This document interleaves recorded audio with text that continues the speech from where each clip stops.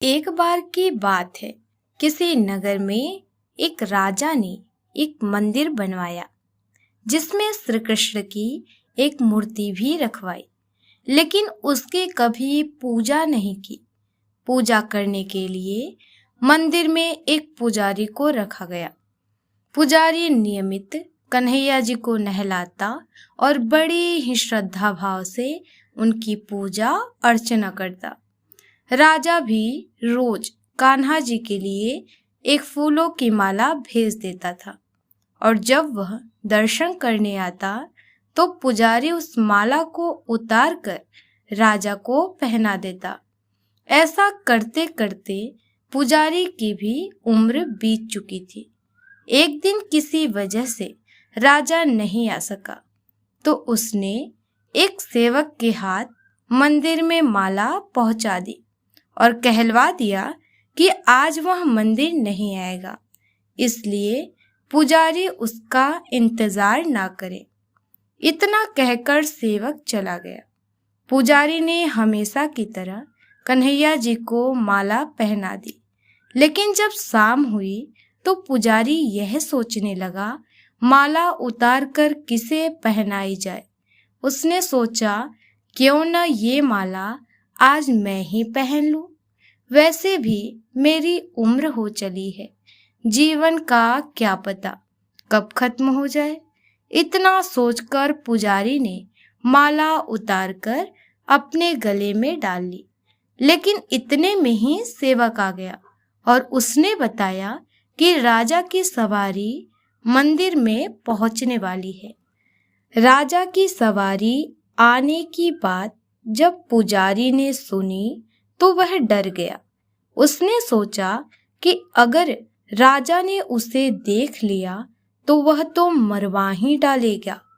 आनन फानन में पुजारी ने माला उतारकर वापस कन्हैया जी को पहना दी।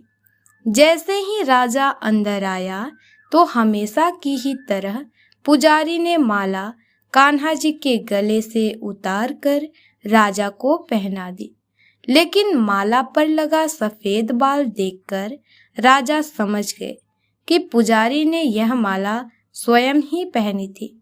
बस फिर क्या था, राजा क्रोधित हो उठे और उन्होंने गुस्से में पुजारी से पूछा कि माला पर सफेद बाल कहाँ से आया।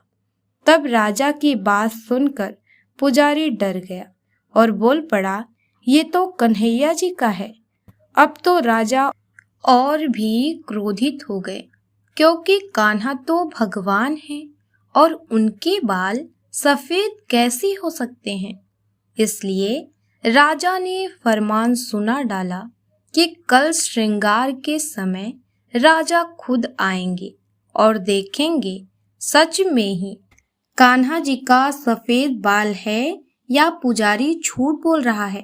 उन्होंने कहा कि अगर पुजारी ने झूठ बोला होगा तो उसे फांसी दे दी जाएगी। राजा का फरमान सुनकर पुजारी का बुरा हाल हो गया। उसने सोचा अब क्या करें, कहाँ जाएं, अब तो उसका मरना तय है। तब रोते रोते वह भगवान की शरण में पहुंचा और उनसे कहा कि हे केशव, मुझसे झूठ बोलने का अपराध तो हुआ है, लेकिन हो सके तो मुझे क्षमा कर दें और राजा से रक्षा करें। पुजारी ने कहा कि हे माधव, आपकी सेवा करते करते मैं वृद्ध हो चुका हूँ, अब आप मुझे माफ कर दीजिए, ऐसी गलती दोबारा नहीं होगी। यही कहते कहते पुजारी की न जाने कब आंख लग गई और उसकी आंख तब खुली जब सुबह हो चुकी थी। उधर सुबह होते ही राजा भी आ गया और कहने लगा, आज कान्हा जी का श्रृंगार वह खुद करेगा।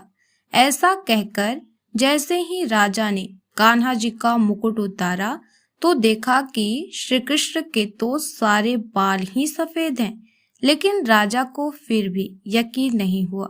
उसे लगा कि फांसी के डर से पुजारी ने ही बालों को रंग दिया होगा।